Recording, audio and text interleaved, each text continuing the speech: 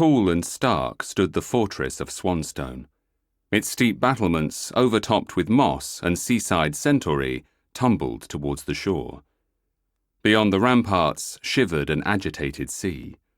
White waves crested like knife cuts before collapsing into black water. The tide was rising. Outside the tallest window of the tallest tower sat Osric Mordaunt. Bastard by birth, Fyren by profession, scoundrel by inclination.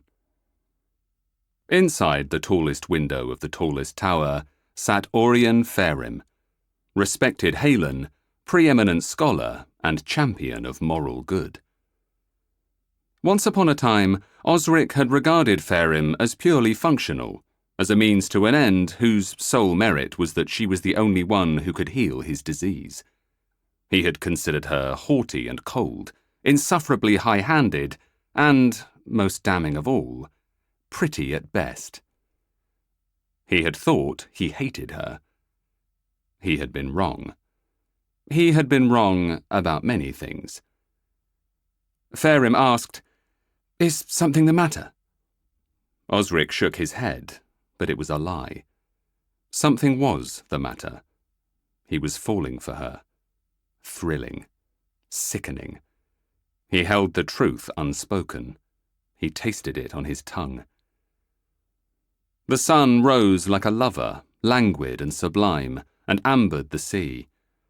On the windowsill between Osric and Farim sat a row of glass cloches.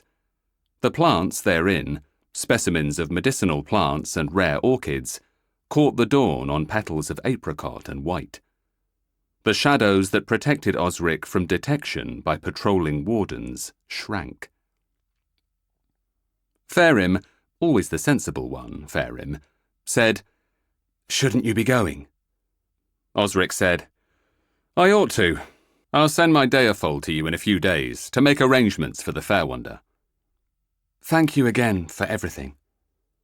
Farim picked a bloom from one of the orchids. "Take this." He asked, "Why?" She said, "You're an appreciator of beautiful things." She gave him the flower. He contrived to brush his fingers against hers as he took it. Home he floated. At Rosefell Hall, the Mordaunt family seat, Osric placed the orchid upon the mantelpiece among jewelled music boxes and a collection of Germanic daggers. Bereft of water and heated by the hearth, the flower lasted a few days before fading. The timeline matched Osric's feelings exactly. Fresh and vital to begin, by the third night they had withered into shame.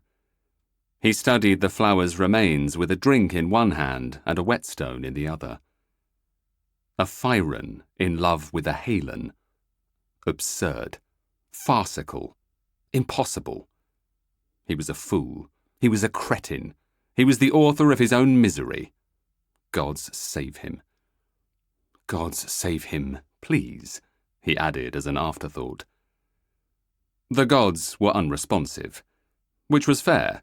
Osric did little to please them as a general rule, and oft took their names in vain, frequently in conjunction with asides about their tits. A Fyren in love with a Haelan. Lucky he hadn't told her. What would she have done? Collapsed into shrieks of ungovernable laughter, probably, or thrown herself out of the window. Osric reached for the desiccated orchid.